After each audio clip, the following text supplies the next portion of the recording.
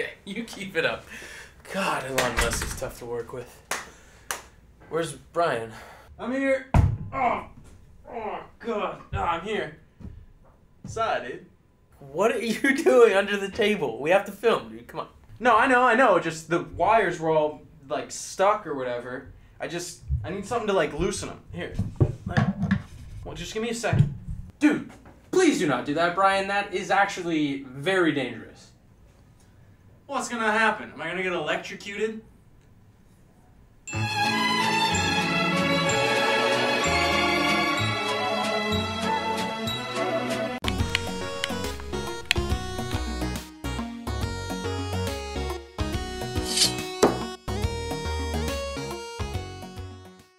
What's going on, guys? Welcome back to Marshmallow and Graham Cracker. We are here on another episode of Moot Points.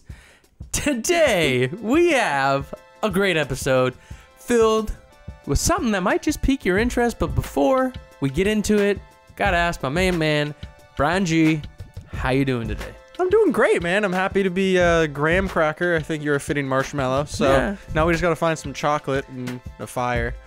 Yeah, we do. Anyways, guys, like I was saying, we got a great episode coming up right now. In 3, 2, 1, cero? Is that how you say it in Spanish? Cero. Go.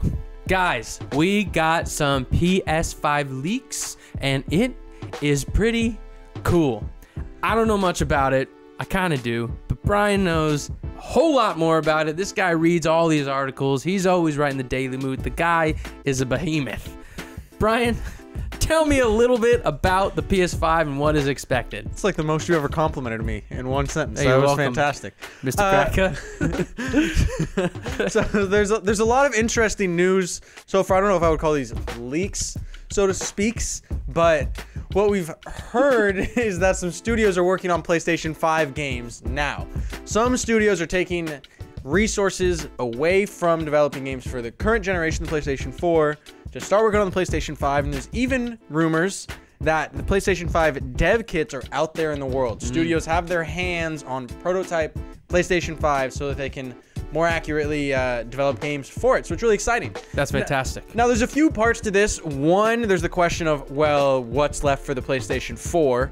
What are we still getting for the PlayStation 4? And 2 is, what can I expect for the PlayStation 5 upon release? So I pose the question to you now, Dylan. Admittedly, the hard question to answer. What games will come to the PlayStation 4 this year that haven't been announced yet? There's a few using existing intellectual property, so probably sequels and the likes, coming on the PlayStation 4 this year that haven't been announced yet. Yeesh, what a tough question. I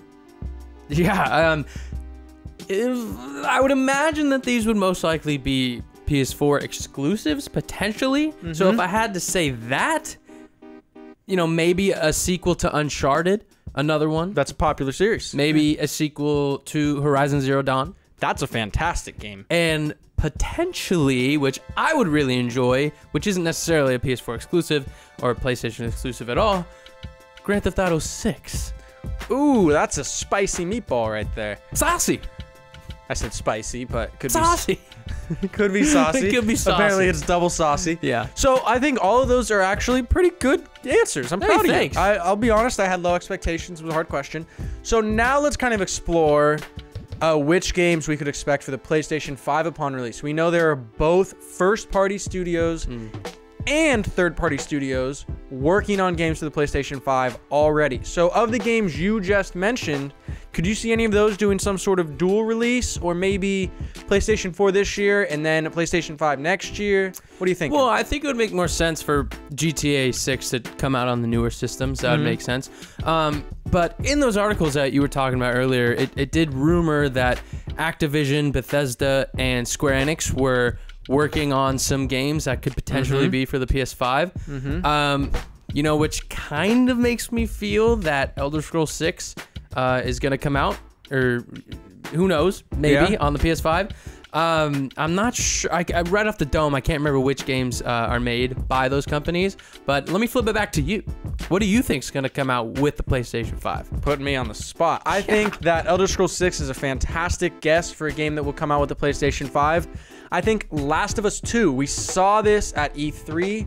This game has no timetable, and I can't think of a better PlayStation exclusive to convince people to buy your console. The Last of Us is not just arguably the best PlayStation 4 exclusive. It's up there with God of War, which is another one. Yeah. I'm spoiling my own answer. Absolutely. But I mean, it's looked at to be one of the best video game stories and just one of the best single player games that's ever been made. So a lot of people like me haven't experienced The Last of Us because I don't own a PlayStation 4. I think that is a headline game that could drive sales for a console. Yep. That is that's my main guess, Last of Us 2. And I think a God of War sequel. The God of War most recent game, absolutely phenomenal, very well received and critically acclaimed. Game of the year. Yeah. I think that's another good guess. Yeah, I think you're spot on with those guesses. What we do know is that this thing's coming, and it's coming in hot. We don't know for sure if it's this year, and my prediction back in an episode a couple weeks ago, I said it wouldn't come this year, but, you know, I'm still hoping that it does. It'd be great. We'll see. We'll just have to wait and see. Guys, let us know if you're excited for this new system. I know I am. Brian, maybe. Who knows? Can't speak for the guy. But yeah, tell us down below. Tell us what games you're thinking, and we're looking forward to it. Ladies and gentlemen, for our next topic, it is time for Rapid Fire.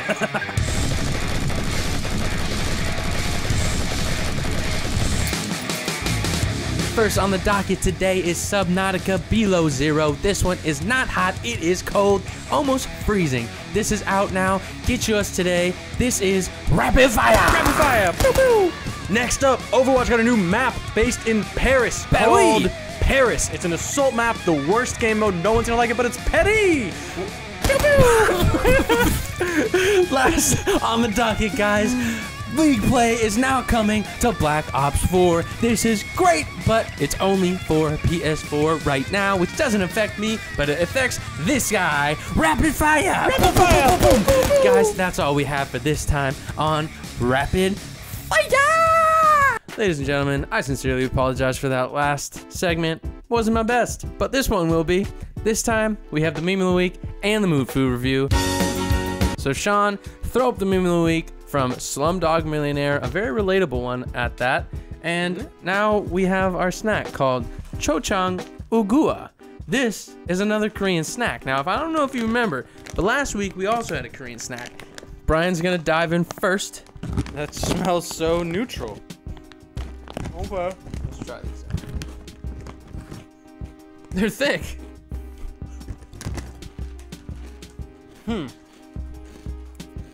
Kind of tastes like nothing. Tastes like nothing at all. It's like rice clouds. It's like rice cakes. Yeah. Very average. Yeah. Definitely not good for you.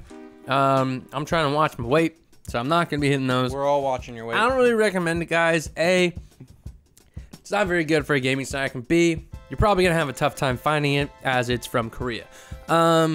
I'd give it a 5.0 flat. That's a rookie score on my part, but that's what it deserves, right in the middle of the spectrum. All right, I'll give it a 4.9. I think it's slightly below average. If you find yourself in Korea, you may be able to get these snacks, but there's so much better food in Korea. And if you're anywhere else in the world, it's not worth it.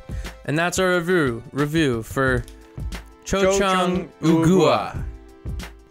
Ladies and gentlemen, that's all we have here at the best show on YouTube. But before we go, Brian G, the question of the week. This week is, how many fingers am I holding up behind my back? You have an answer? Do ya? 7. The answer is 7. What's wrong with you? See you next week, folks.